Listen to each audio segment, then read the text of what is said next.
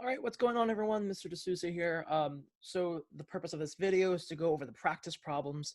So remember, on Tuesday, we gave you a worksheet. There's a few questions that are practice problems based on what you learned. So I really hope that you try the problems on your own first, use the handy helpers, try to review the video before you're watching this video, okay? But now that you're here, now's the time to look back at your work, edit your work, and then before you submit it, make sure it's perfect, because now I'm going to go over all the answers. I'm going to explain in detail how to go through them. So without further ado, I actually want to review the two things that we've learned. So if I gave you a circle, circle O, we have MT and AH are chords that intersect at point S. There's two things that we learned. So the first thing that we learned, let's do it in red. The first thing that we learned is the intersecting chords theorem in terms of the partitioned line segments. So we can say that AH times HS times, equals ST, ST and MS times MS. Okay, if you have chords that are intersecting, you can say this times this equals this piece times that piece. Okay, that's number one. Number two, so actually let me erase that. Number two, we learned a formula that relates the angle of intersection and the arcs. So for example, let's do this in blue. Let's pretend I wanted to find that angle. Okay, let's call that X. We can write a relationship between the arcs and that angle. So remember, so this angle and this angle are the same because they're vertical angles. And these angles project, like they face this arc. I'm going to put an X. Let's not put an X, actually. Let's do it like this. It projects this arc, and it also projects this arc, right? The angle opens up. It hits those two arcs. So those are the pieces that you would need to write the formula. And the formula is the arcs divided by 2. So arc MA plus HT. Actually, let's be cute and do it like this. MA plus TH, it says math, divided by, these should also be capitalized. My bad. I'm not going to edit it out. MA plus capital T, capital H, divided by 2 would equal X. Okay, that's what we learned in the last video. Similarly, but not congruent, actually it is pretty congruent.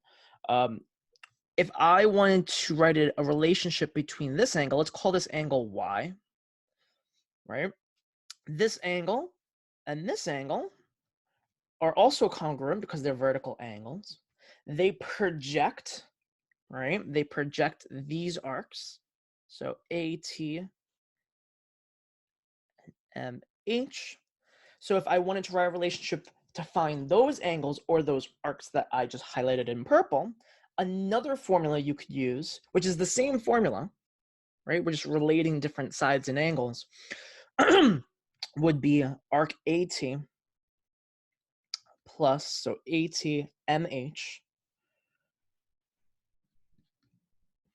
divided by 2, and that would equal Y, the angle. Okay, so those are the two things that we learned. So if the question's talking about the line segments of those chords, we're going to use the first formula. If the question talks about the angles of the intersection points or the arcs, we're most likely going to use the second one. So let's go through some of these problems. So the first problem says, given the following circle, determine the value of X. So remember, if it's talking about the actual line segments, it's the first formula. If it's talking about the arcs or angles, it's the second. By looking at this question, I see that we're only talking about the line segments. So I know that this piece times this piece, so 6 times X, is going to equal this piece times this piece. Okay, I'm going to use my calculator. We got 12 times 4, which is 48. So this equals 48. Divide by 6 on both sides. And you get that x is equal to 8. Boom, done. Like I said, in almost every geometry question, you need to analyze what they give you and determine what formula or what method that you can use to solve the problem or relate the pieces that they give you. So the next 3 questions are actually all going to be per the same, using the same formula. If you notice that they talk about angles and the arcs that they intersect. So it's asking us to find the value of angle x. Okay, so in the first question, right, this angle, projects this arc, right? It goes out and it intercepts that arc. Similarly, remember this is also angle x because they're vertical angles, and it projects that arc. So we know if we add the arcs, divide by 2, that equals the angle. So 190 degrees plus 70 degrees divided by 2 equals x. So on my calculator, I'm going to do 190 plus 70. I'm going to divide that by 2. So we actually get 260 divided by 2, and that equals 130. Now, if you stopped right there, you're wrong, because remember, we're talking about angles. Angles are in degrees. Boom. Okay, let's do the next one. Same thing. We're trying to find this angle, right? That angle intercepts this arc, so it's going to be this arc. And remember, this is also x. So we're going to outline that angle, which intercepts this arc. So it's going to be 66 plus 70 divided by 2, and that's going to equal our angle. So on my calculator, 66 plus 70 is 136. Divide that by 2, and you get 68. Again, if you left it like that, you are wrong, right? Angles are in degrees, so it needs to be 68 degrees. Boom. Let's do the last one. Okay, same thing, but it's a little bit different. We see that we're relating arcs and angles. So the only formula that we can use is the one that we've been using. You add the arcs, divide by 2, and that gives you the angle. But check this out. We're actually looking for this arc, right? This arc relates to this angle, which is the same thing as this angle, and this angle projects, right? It intercepts this arc. So again, it looks a little bit different, but we're going to solve it almost the same, actually. So it's the arcs. You add the arcs, divide by 2. Actually, I'm going to change the size of this pen because I think I need a little bit more space. So we got x plus 99 divide by 2 equals the angle, and the angle is 72. Gotta go back to algebra. How do we solve for x? I want to get x by itself, so you need to use inverse operations. So I want to get rid of this 2. The inverse of dividing by 2 is multiplying by 2 on both sides. These divide out to 1, so it goes away, and you're left with x plus 99 equals 72 times 2 is 144. I want to solve for x, so I need to get rid of 99. The inverse operation of plus 99 is minus 99. So we're going to subtract 99 on both sides. I'm going to write it over here. X equals 144 minus 99. Oop, I put divide by 99. Mistake. Is 45. Remember, arcs are also measured in degrees. So if you just wrote 45, you're wrong. You got to write 45 degrees. Okay, and if you forgot that, go back to the very beginning. I think it was the first video that we talked about what the measure of an arc is. Okay, it relates to a measure of a circle, which is 360 degrees. Blah blah blah. All right, so let's do some regions practice. In diagram below, circle O, chords A, B, and C, D intersect at E. If the measure of arc AC is 72 and the measure of angle AEC is 58, how many degrees is the measure of DB? So we want to find this. Cool. There's actually nothing different between this and the questions that we just did. This one that's actually very straightforward. Again, we're given this angle. This angle projects or intercepts this arc.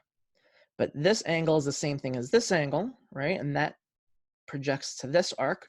So 72 plus, I don't know what dB is, so I'm going to put x for dB. Remember, divide their sum by 2. And that will always equal your angle. And our angle is 58. Okay. Again, I need to solve for x because x represents that arc that I'm looking for. So we're going to multiply both sides by 2. These divide out, and you're left with 72 plus x equals 58 times 2. Again, I'm going to use my calculator. If you don't have one of these calculators at home, you can use your phone or the internet. You can, or ask Siri. But let's do 58 times 2, and you get 116. I'm not done yet because I got to find x. So if I want to get x by itself, the inverse of a positive 72 is I would have to subtract by 72. So that subtracts out. 72 minus 72 is 0. So we're just left with x is equal to 116 minus 72. And you get 44.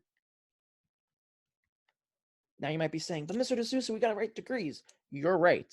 However, if you write it like this, you are still wrong. Why? Because it asks, how many degrees are in the measure of arc dB? Yeah, you need to write the measure of arc dB. That equals 44 degrees. Okay. All right. Last question. Okay. Encircle A below, chord BC, and diameter DAE. That's important, most likely. Intersect at F. If the measure of arc CD is 46, the measure of arc DB is 102, what is the measure of CFE? So, like I always tell my students, mark up your diagram. If you don't mark up your diagram, you're doing it wrong, okay? So let's mark up our diagram, ladies and gents. It says measure of CD is 46. So CD, which is this person chilling over here, that is 46 degrees. The measure of DB, I'm going to do it in a different color just so that we can be a little bit more organized. This arc is 100. Ooh, that's actually good tracing. 102 degrees. Why is this not lagging? Am I recording? That'd be crazy if wow, I am recording. It usually lags when I record. Whatever. And we're looking for the measure of CFE. We'll do it right here. So CFE is this angle. So you might be saying, I don't know what to do. So I want you to take a second. I want you to think about what we could do.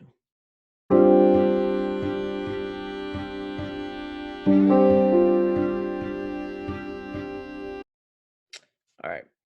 So super important. You might be saying to yourself, I have nothing I can do. There are no two arcs that I can really, I don't have any angles, so I can't set up anything.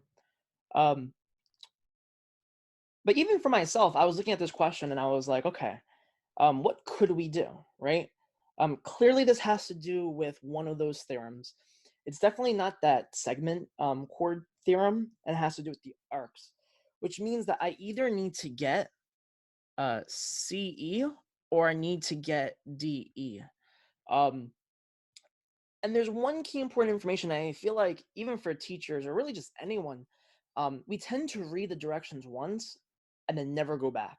Reading the directions in any situation, but specifically for mathematics, is super important because that's where it gives you a lot of the given information.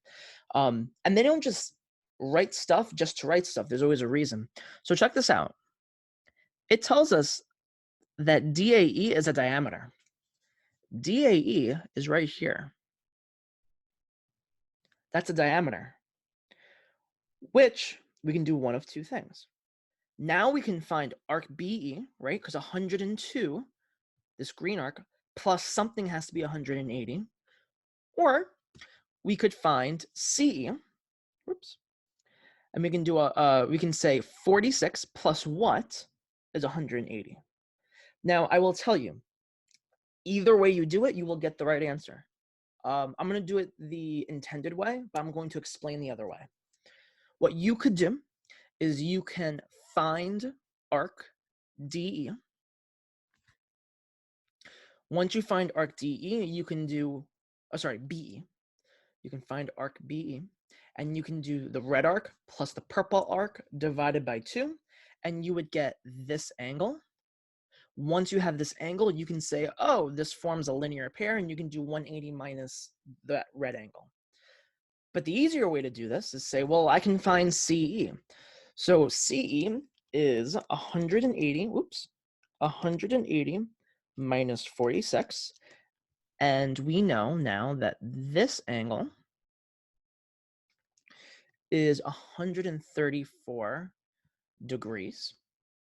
Now I can relate these two arcs and this angle and this angle. So 102 plus 134 divided by 2 should give us the measure of angles CFE. Right? It should give us this angle. So on my calculator, 134 plus 102 is 236. We're going to divide that by 2, and we get 118. Remember, this is an angle, so it needs to be in degrees. So to write my final answer, the measure of angle CFE is 118 degrees. That's it.